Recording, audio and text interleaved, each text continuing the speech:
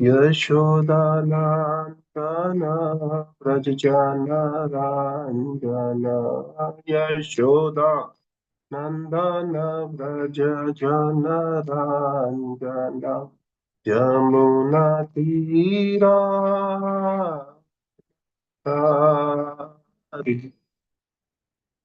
यमुनातीरा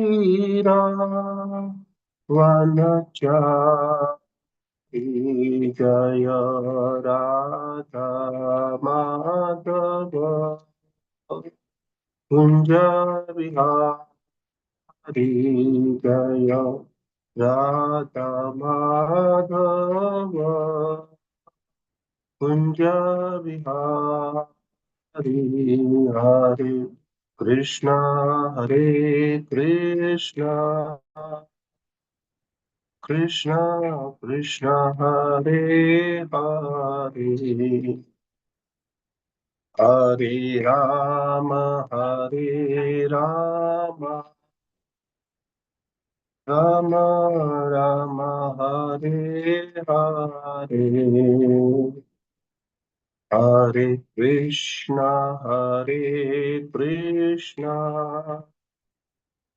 कृष्णा कृष्णा हरे हरे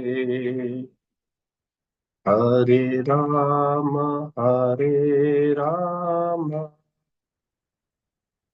राम राम हरे हरे हरे कृष्णा कृष्णा कृष्णा हरे हरे हरे राम राम राम हरे हरे जय राधा माधव राधे जय राधा रास बिहारी राधे जय गौरांगी गौरांगी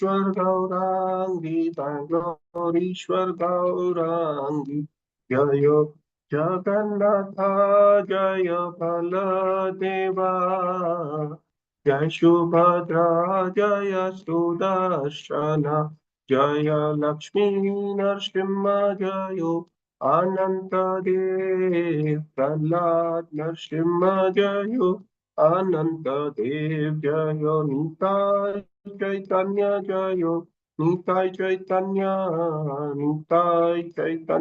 जय निताय चैतन्य जय जय प्रभुपाद प्रभुपाद प्रभुपाद जय जय प्रभुपाद जय जय गुरुदेव गुरुदेव गुरुदेव जय जय गुरुदेव निताय बोल हरि बोल Hari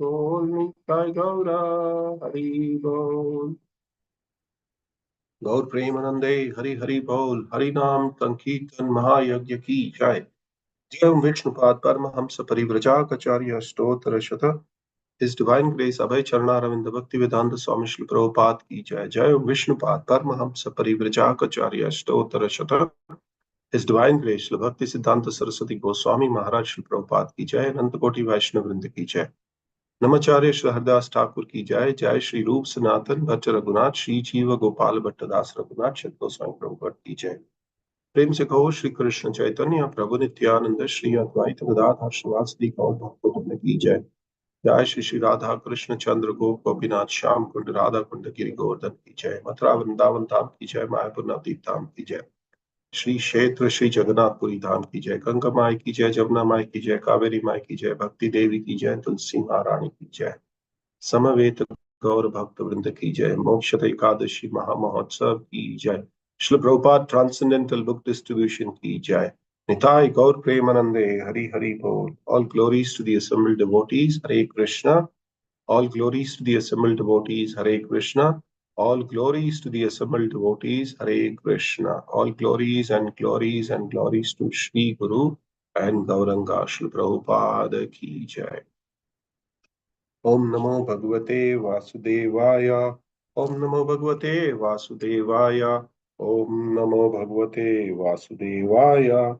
Narayanam Namaskrityam Naram Chaiva Narottamam Devim Saraswati Vyasam Tato Jayamudiraje Nastaprai Shabhadreshu Nityam Bhagavatam Sevaya Bhagavati Uttama Shloke Bhaktir Bhavati Naistiki Mukam Karoti Vachalam Pangulangaite Pim Yat Kripatamaham Bande Shri Guru Dinatarinam Paramanandam Madhavam Shri Chaitanya Ishwaram Hari Om Tat Sat.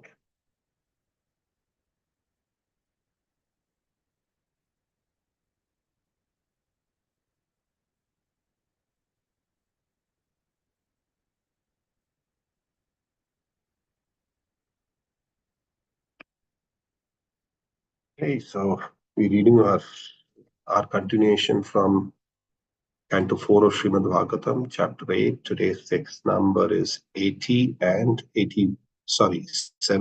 71.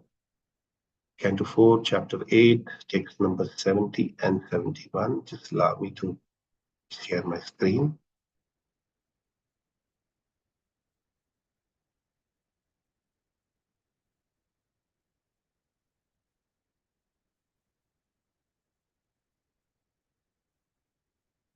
Okay.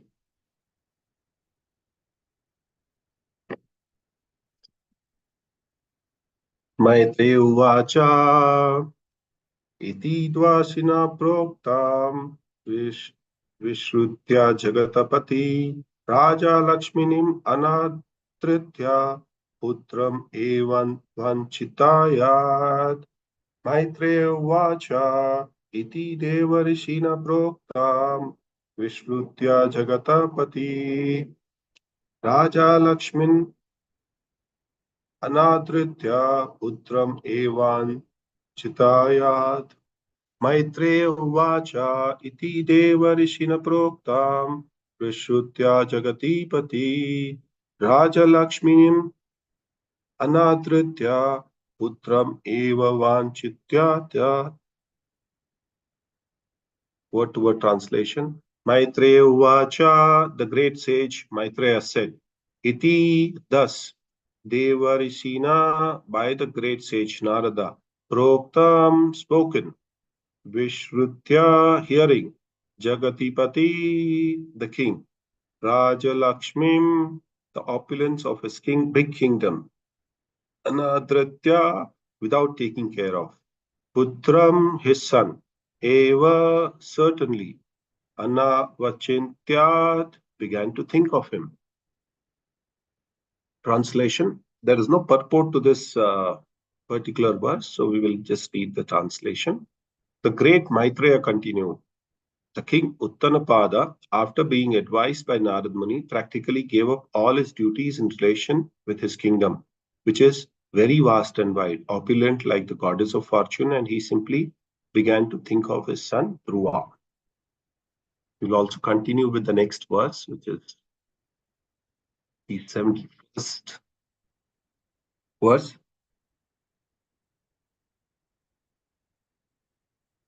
Tatra bhikshata prayatas tam uposya vibhavatam samahitam parya charad tishya adasena purusham. Word to word translation. Tatra, thereupon, abhishiktya, after taking a bath, prayayata, with great attention, tam, that, uposya, fasting, vibhavritam, vibhavarim, night, samaitam, perfect attention, prayacharyat, worshipped, rishi, by the great sage Narada, adisena, as advice, purusham, the supreme personality of Godhead. Translation and purport by His Divine Grace A.C. Bhaktivedanta Swami Srila Prabhupada. Elsewhere, Dhruv Maharaj, having arrived at Madhuvan, took his bath in the river Yamuna and observed fasting in the night with great care and attention. After that, as advised by great sage Narada, he engaged himself in worshipping the Supreme Personality of God. Purport by His Divine Grace, A.C. Bhaktivedanta Swami Srila Prabhupada, Jai Srila Prabhupada.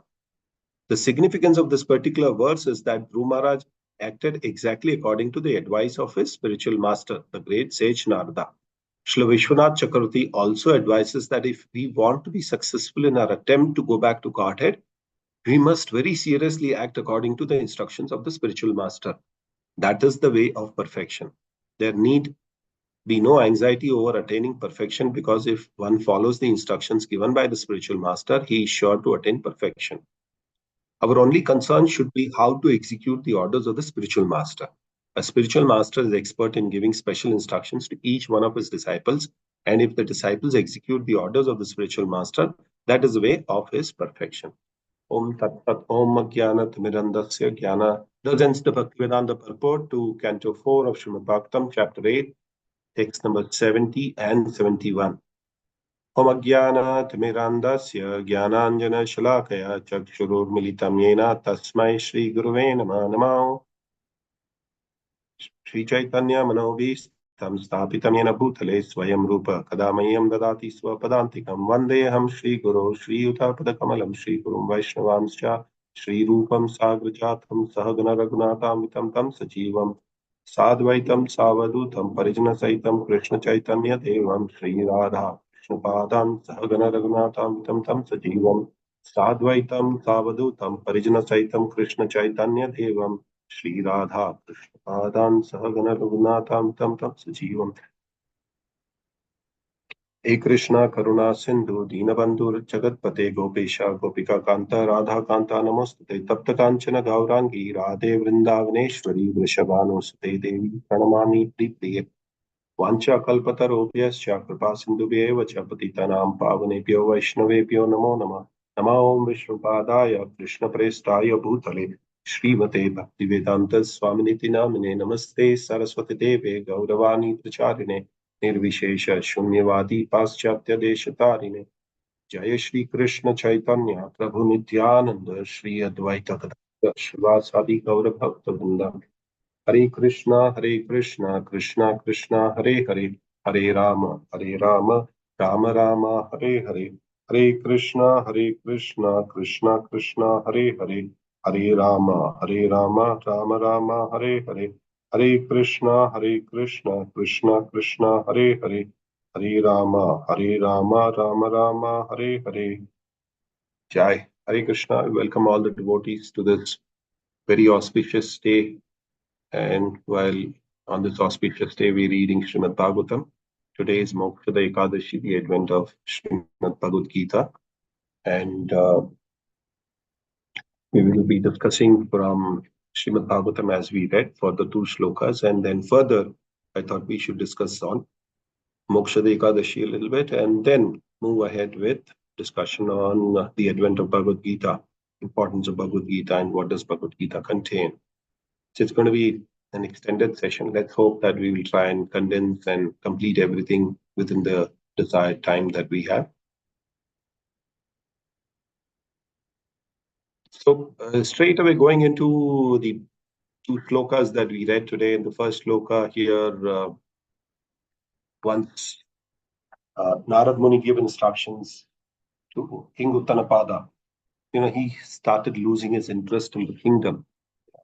And in the following verse, which is more important, well, all the verses of Srimad Bhagavatam are very, very important. But as far as our conversation is concerned for today, this is a very important verse which says that, it should be followed as per the instructions of the spiritual master.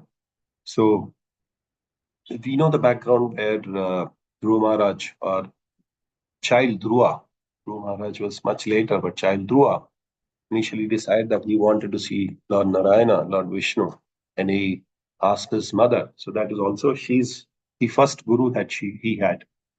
Mother Suniti advised him, saying that, if you want to really occupy the biggest position, then you have to worship somebody who can give you that position. And that position can be given to you only by Lord Vishnu, Lord Narayana. And he takes the instruction very close to his heart and he asks her, where do I get Lord Narayana? I would like to see.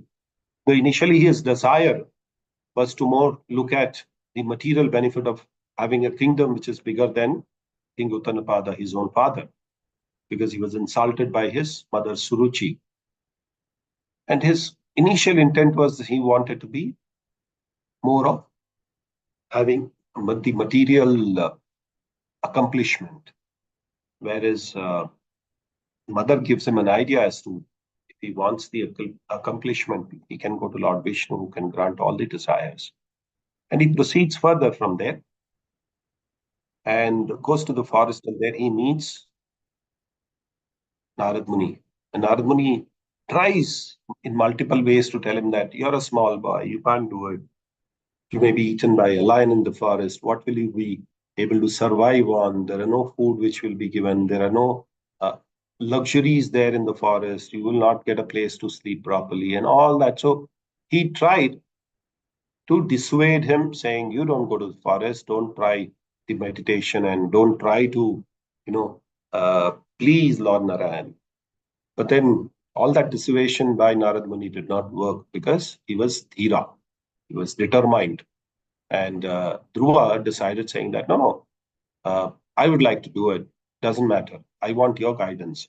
So here we see there are two gurus there. One is Mother Suniti. She is the Marg Pradakshina Guru.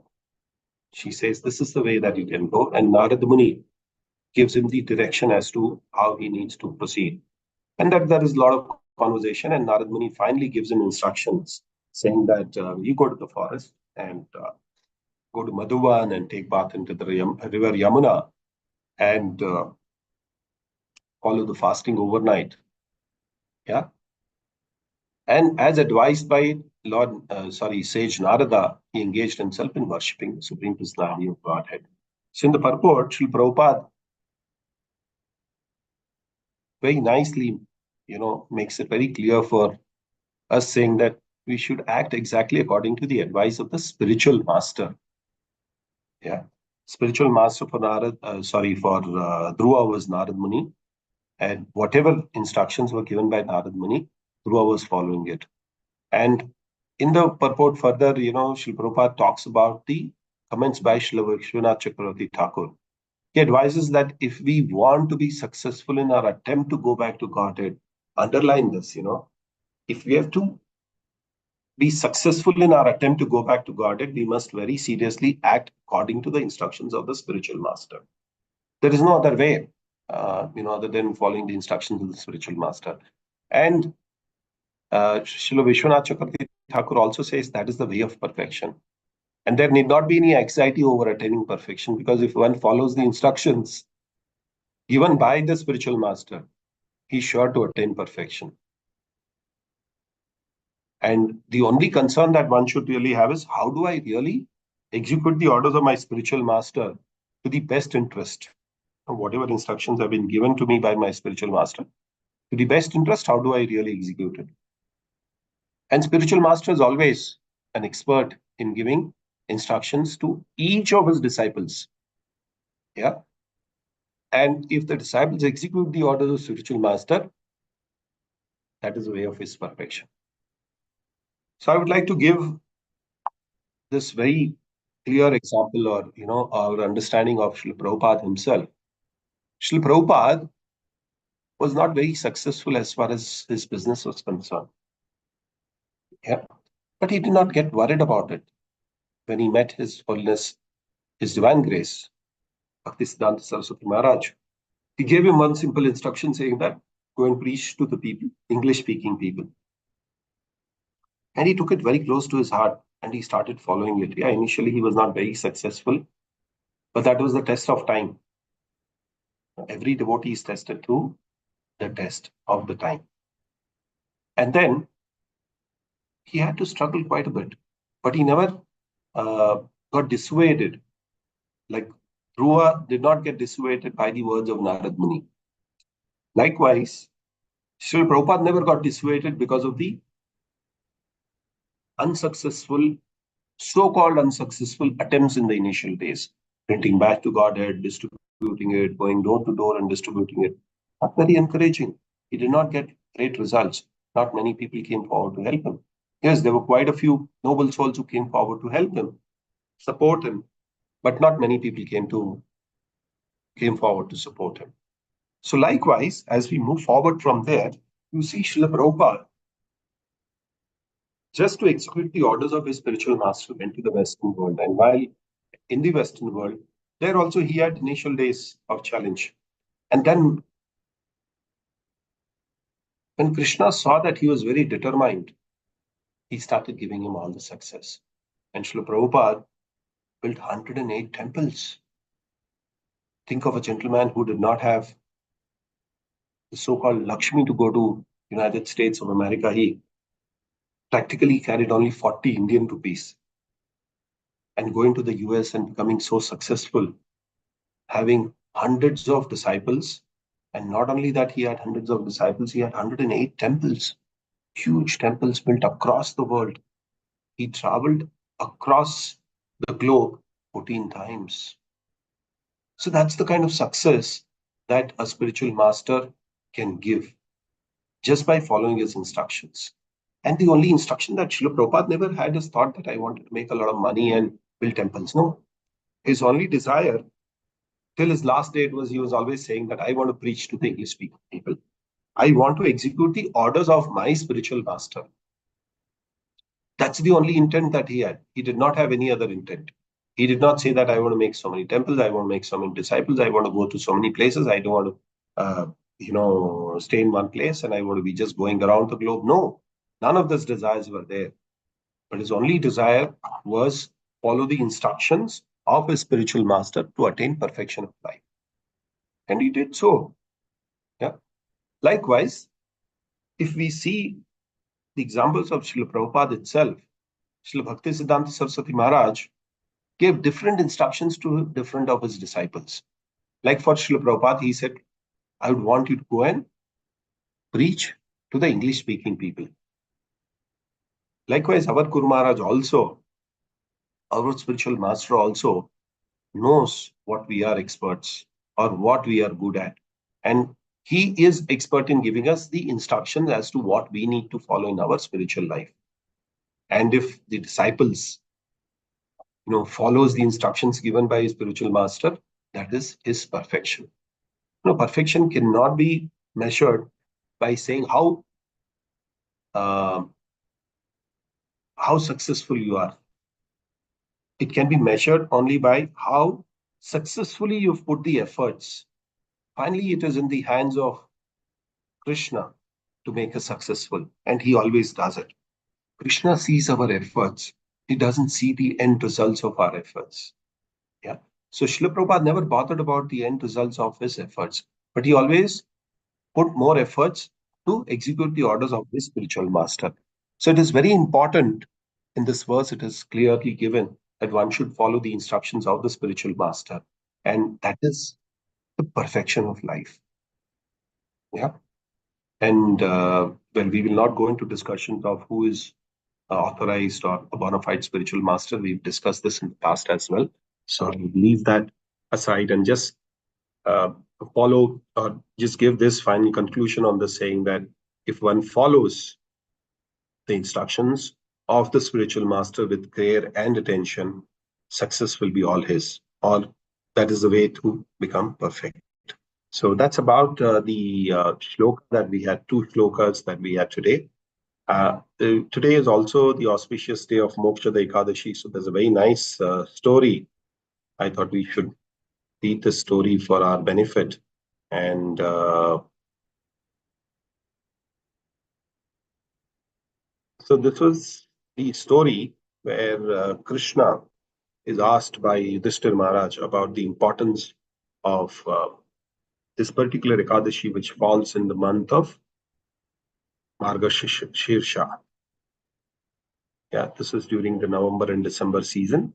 And it says, how does it remove all the sins? And how does one follow this very nicely? So, Krishna replies to this saying that, previously, he had explained about the other Ekadashis as well. And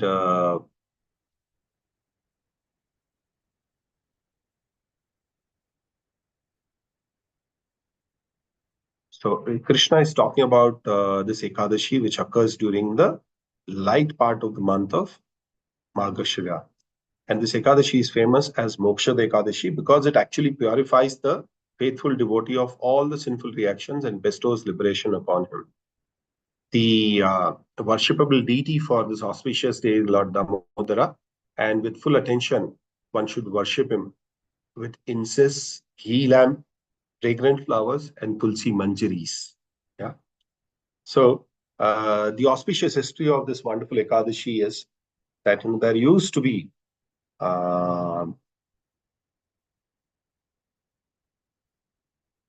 was one beautiful city called Champaka Nagari, which was decorated with devoted Vaishnavas. A lot of devotees were there in the city. Very nice Vaishnava community was there. And the best of this was the saintly king Maharaj Vikhansa.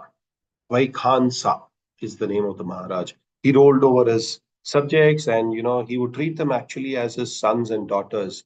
And the Brahmins in that capital city were all experts in four kind of Vedic knowledge. The king was, very nice to everybody. He was equal to everybody. He never treated people differently. And fortunately, everybody was very, very happy in that kingdom. And one night, the king had a dream in which he saw his father. He was suffering in the hellish planets. And the king was really overwhelmed. And he said, no, no, I think this is not something that I should have my father suffering in the hellish planet. So next morning, when Maharaj wakes up, he describes this to the council of his Brahmin, ministers. And he said, I last night saw this kind of a dream, and I'm very much concerned that my father is suffering in the hellish planets. I cannot have, my father suffer in the hellish planet, and I will never have a peace of mind, despite having a beautiful kingdom, ruling over all these nice people, and with all the wealth and all that we have. But I would want my father to be liberated from the hellish planet. And he says, with this one incident that he saw in his life, he's become absolutely unhappy. And his own wife, his own sons have become a source of unhappiness because I was not able to liberate my father. And I would like to liberate. And the Brahmanas, says that, yes, there is one way out of this. In the mountainous forest, there is an ashram where there's a great saint whose name is Parvata Muni. And he's a Trikal Jnani. He can see what is there in the future. He knows what is there in the present, and he also knows what has happened in the past. That's kind of people are called Trikala Jnanis. So this Parvata Muni is a Trikala Jnani, and then he can help you gain relief from your misery which you are currently going through. So the king immediately, rushed to the ashram of Parvata Muni, and very big ashram where we had so many sages chanting the sacred hymns and reading the Vedas. And the king beheld Parvata Muni seated upon the assembly of sages with, great bodily effulgence. Yeah, Maharaj uh, Vaikhansa offered his humble obeisances to the Muni, bowing his head and then prostrating his entire body. So this is something that I would like to also mention, that it is very, very important that when we see a great devotee who's again a representation of the Supreme Personality of Godhead, or we have the darshan of the deities, we should offer our prostrating obeisances, full body flat. And so he offered his obeisances to Parvata Muni, and then he asked him, saying that about the welfare of his seven limbs. The country is generally ruled by the kings, and when the kings are ruling, there are seven limbs which have to be really happy. And what are these limbs? These limbs are his ministers, his treasury. He should have able ministers. He should have a lot of money in his treasury. he should have military force, that is, his military forces should be strong. His allies, so the neighboring kings, the Brahmins who are actually there in the uh, in the kingdom, the sacrificial offerings that is being performed to the Supreme Personality of Godhead, and the need of his people or public who are staying, or his subjects who are staying. So he asked him about the well-being of all the seven wings, or seven limbs of his kingdom. How are they doing? And the king said everything is fine, but there was one thing which was actually troubling him, was his father was in the hellish condition, and he was in the hellish planet, and he wanted to liberate him. So Paratumuni actually goes back again. As we said, he was a Trikal Yani. So he goes back into the past and sees, what was the condition of his father. Then he talks about the saying that in his previous life, he actually quarreled with his wife. His father would quarrel with his wife and forcibly enjoy her sexually during her menstrual period. She resisted many times, but he would yell.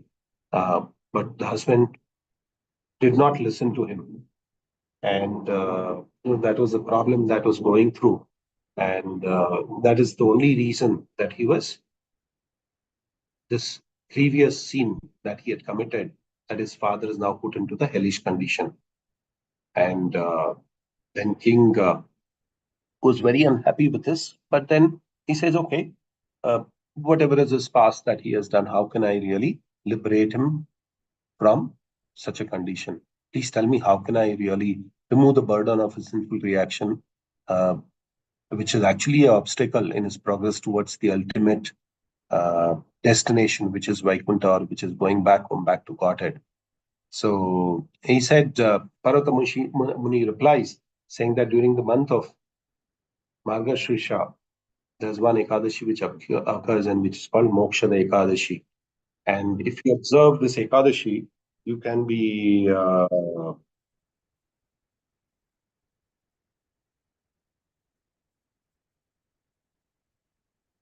he can be liberated. You can fast on behalf of your father, and your father can be liberated. So King Vaikhansa actually follows this Ekadashi Tithi, and then serve faithfully observe the Ekadashi along with his wife, children, and other relatives.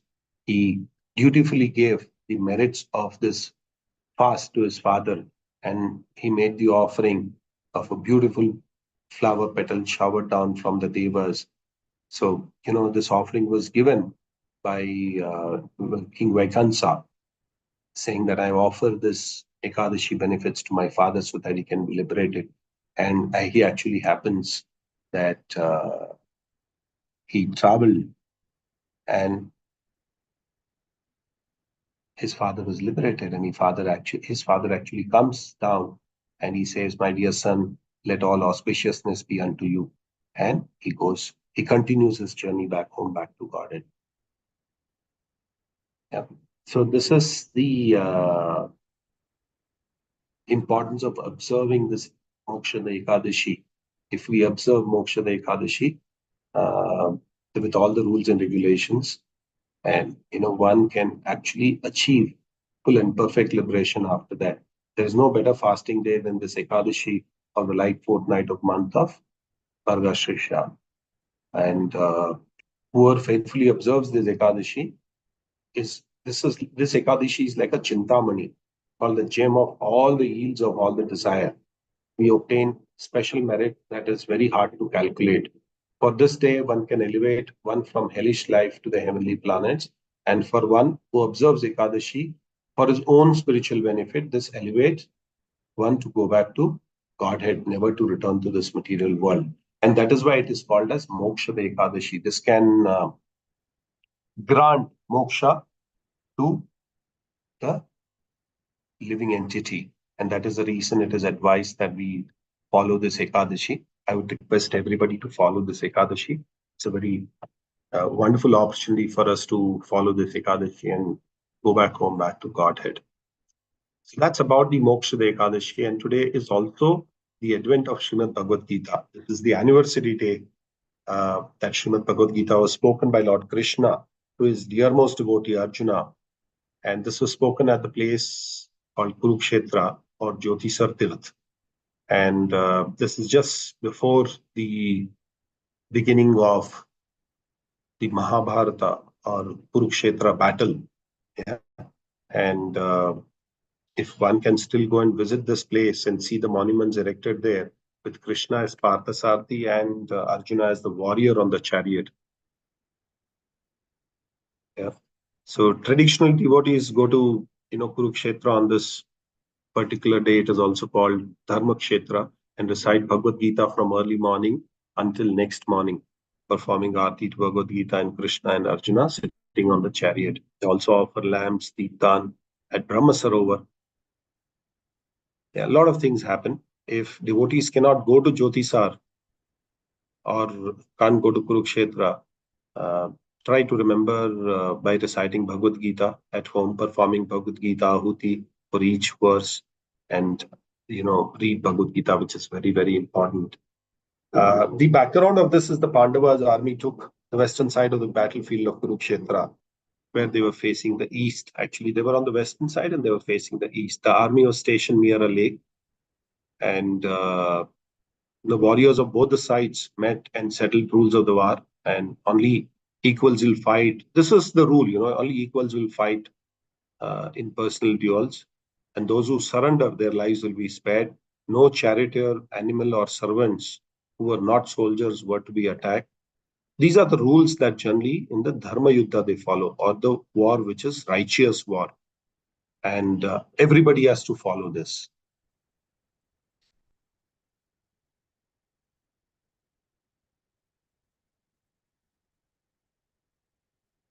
Dhritarashtra was visited by Vyasadeva during this day, and then he said, Dhritarashtra, this is the worst part of your life, but I'm going to give you eyes so that you can witness the war. But Dhritarashtra was shaken by the stark words of of sage Vyasadeva. And he says, no, I don't want to,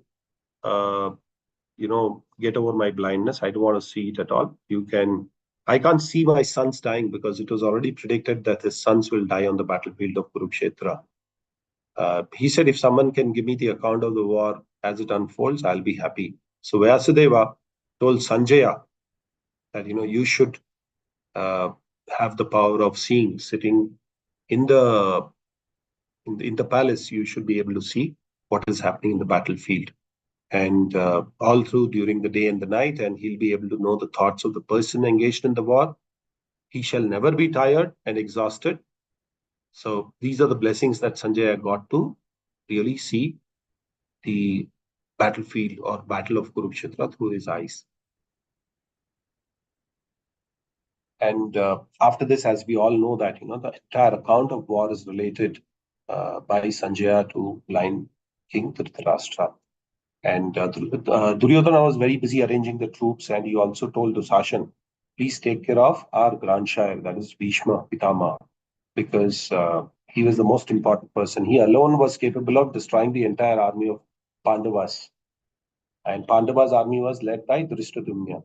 We should also pay special attention to kill Shikhandi. That is what he said. He could be the source of danger to Bhishma, because Shikhandi was one of those warriors who could kill Bhishma. Yeah.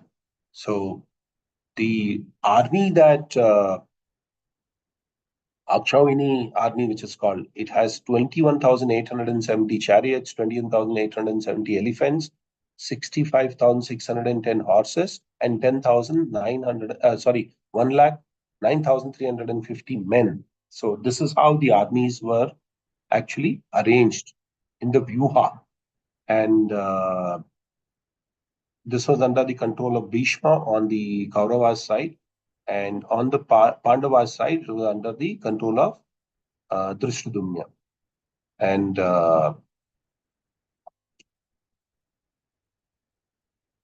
And even before Arjuna was, seeing the army and asking Krishna a lot of questions, Yudhishthira comes to Arjuna and he says, look at their army, which is so huge. They have 11 Akshayani against them. We have only 7. So, their army was much smaller. The best we can arrange our army in the battle formation. Bhishma is quite formidable. So, Arjuna said that he would arrange the army in the Vyuha named as Vajra. And this was the favorite arrangement of Lord Indra. That's the way it was. And Drishtadyumna, who was leading the army, was in the center of the army. In the center of the army, Bhima Yudhishthira protected him, and Arjuna supported Shikhandi because these are very important warriors for them. The most prominent banner in the Pandava side was that of Arjuna. He had Lord Hanuman. We all know Hanuman's presence on the chariot of Arjuna, and driven by Krishna, having white horses.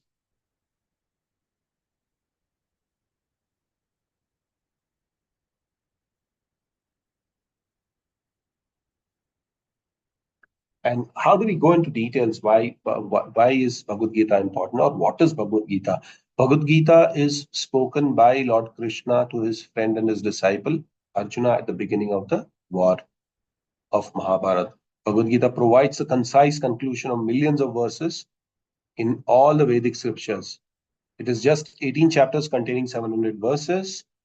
And Lord Krishna answers all the questions about the duty of a living entity, which is the most important part of it. Arjuna keeps asking, and Krishna keeps replying. And in glorifying the Bhagavad Gita, Lord Shiva says that in Gita Mahatmya, he says this is sufficient to lead one to liberation. Yeah. Very easily, if one reads Bhagavad Gita, he can get liberated. This is not my words, these are words of Lord Shiva, Vaishnava Nam Yata Shambhu, greatest of the Vaishnavas. And how does one read Bhagavad Gita? Bhagavad Gita should be studied in the same mood as it was heard by Arjuna. Because Krishna declares that he is revealing the most confidential knowledge to Arjuna because he is not envious. He is his friend. So in that mood, one needs to really read Bhagavad Gita. One must read and understand Bhagavad Gita in the mood of at least theoretically accepting the position of Krishna as the Supreme Personality of Godhead. This knowledge is never revealed to one who reads it in a challenging and speculative mode, which is very important. Yeah. And who should read Bhagavad Gita? Bhagavad Gita is often referred as the handbook of humanity. That's the way it is called. It is like when you buy a new apparatus, you get a guidebook. If you read through the guidebook, if you follow the instructions which is given in the guidebook, your apparatus will work very nicely. Likewise, in the life, Bhagavad Gita is our handbook of humanity. And if we read Bhagavad Gita, then our life will all be fine.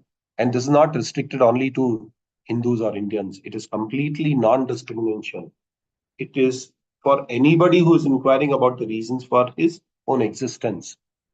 And if you really look at it, there are many people who follow Christianity and Islam get a much better perspective of their own religion after reading Bhagavad Gita. And they are able to follow their religion with greater conviction. So Bhagavad Gita is not meant for Hindus or Indians. It is an open book which anybody can read. And what is the purpose of Bhagavad Gita? Bhagavad Gita was spoken to guide the conditioned souls on the path of spiritual advancement. As we said, it is a guidebook. It presents the principles and the details. The dominating principles of Bhagavad Gita is to develop God consciousness. In the details, Lord Krishna explains 3 primary ways of doing this and then further expands on this path. The three paths that Krishna talks about in Bhagavad Gita is about bhakti, bhakti yoga, hatha yoga, and karma yoga. Yeah.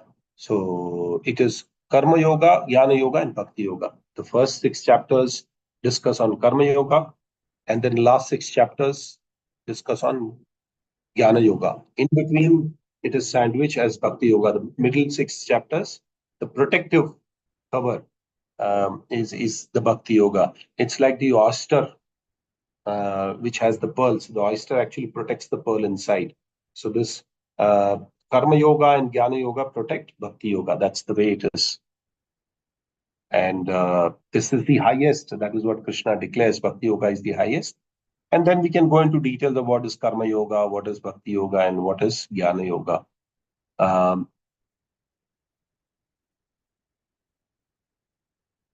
At the end, the conclusion that Krishna gives is that one needs to follow Bhakti Yoga. Yeah. And it is very important for a person who's attracted to Krishna consciousness must read Bhagavad Gita and take it as his guiding. And Bhagavad Gita actually meets a person at the level that they are in and gradually elevates them to the platform where they become qualified to execute Bhakti Yoga, which is pure devotional service. There are only very few fortunate souls by the causeless mercy of Krishna and his devotees are able to take directly to Bhakti. And for them, the way back to Godhead is very, very easy. So one takes up to Bhakti Yoga, it's very easy. Otherwise, what happens is God thinks of Jnana Yoga, acquires so much of knowledge. Then he talks about Karma Yoga, doing his rituals, doing his duties regularly. And finally, he comes to Bhakti Yoga, which becomes very late. So there are very fortunate souls who come directly to Bhakti Yoga and execute it and go back home, back to Godhead. So I would request all the devotees to read Bhagavad Gita today in whatever time that they have, in whatever little time that they have to read Bhagavad Gita. It is advisable that we read the whole Bhagavad Gita today, but in case if you are not able to do it, at least if you can read Bhagavad Gita, part of it at least, that will be very nice. And I will end the session here. We're just coming at the end of our time. In case if there are any questions or if there are any comments or if there are any corrections, I'm happy to accept them. Thank you very much for your patient hearing. If there are any questions, you could please go ahead and ask me.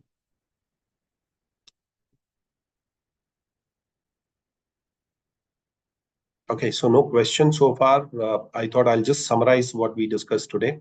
We took the fourth canto of Srimad Bhagavatam, 8th chapter and 70 and 71st verse, which talked about very important thing that one should have a spiritual master who will guide one into the spiritual life. So it is very important for one to have a spiritual master, and the spiritual master can actually read the heart and guide you.